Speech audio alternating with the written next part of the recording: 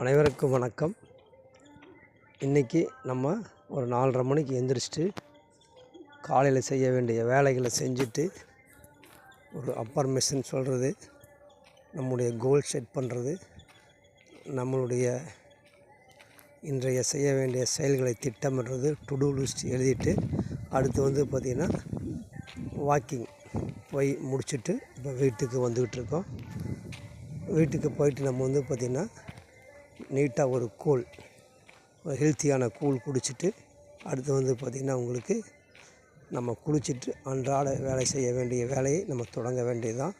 அதனால் நீங்களும் வாக்கிங் போயிருப்பீங்கன்னு நினைக்கிறேன். இல்லை வாக்கிங் போகலை அப்படின்னா முயற்சி பண்ணுங்கள்.